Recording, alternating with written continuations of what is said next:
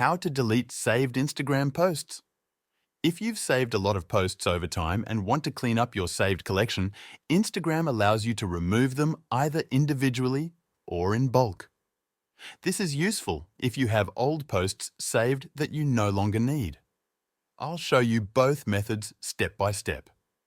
First, open the Instagram app on your device.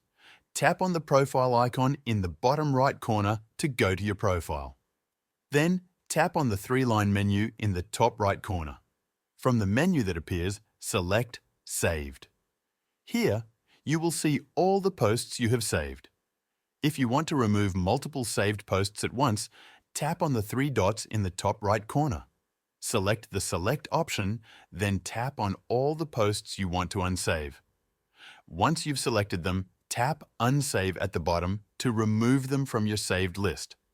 If you only want to remove one post, open the post, tap on the bookmark icon, and it will be removed from your saved collection.